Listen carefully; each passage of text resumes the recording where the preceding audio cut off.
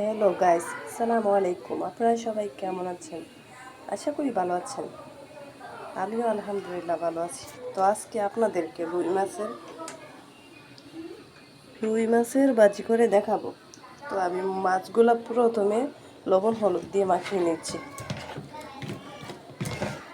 মাখিয়ে তারপরে আমি মাছগুলা কড়াইতে ভেজে নিব, তারপর আপনাদেরকে দেখাচ্ছি।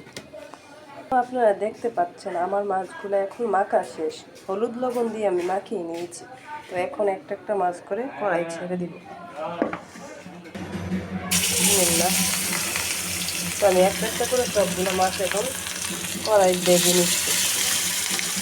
তো আপনারা দেখতে পাচ্ছেন আমার মাছগুলো এখন কড়াইয়ের মধ্যে দেওয়া হয়ে গেছে। আমি মাছগুলো ভালো করে ভেজে নিচ্ছি।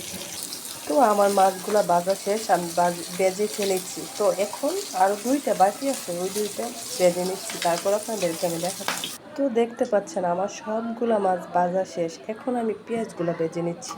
বিসমিল্লাহ। তো আমি পেঁয়াজগুলো দিয়ে দিয়েছি। পেঁয়াজগুলো এখন ভাজবো লাল করে।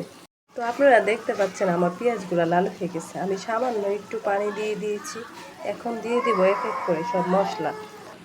তো প্রথমে আমি লবণ দিয়ে দিচ্ছি, তারপরে দিয়ে দিচ্ছি হলুদ, তারপরে আমি দিয়ে দিচ্ছি মরিচের গুঁড়া, তারপরে দিয়ে দিচ্ছি ধনিয়ার গুঁড়া। তারপর আমি একটু নাড়াচাড়া করে একটু ডেকে দিব 2 মিনিটের মতো করে।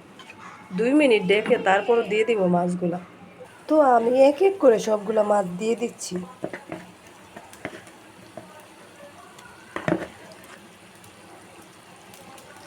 মাছগুলা দিয়ে তারপর 2 মিনিট ডেকে নিব, ডেকে তারপর নামিয়ে নিচ্ছি।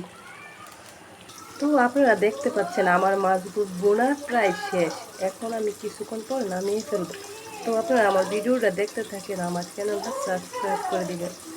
দেখা হবে পরবর্তী ভিডিওতে। তো আপনাদের কাছে কেমন লাগছে আপনারা বলবেন। তো আমার ভিডিওটা আপনাদের কাছে কেমন লেগেছে জানাবেন।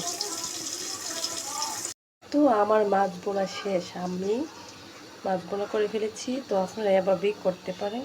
আমার ভিডিওটা যদি ভালো লাগে আপনাদের, আমার চ্যানেলটা সাবস্ক্রাইব করে দিবেন আর আমার পাশে থাকবেন। আল্লাহ হাফেজ।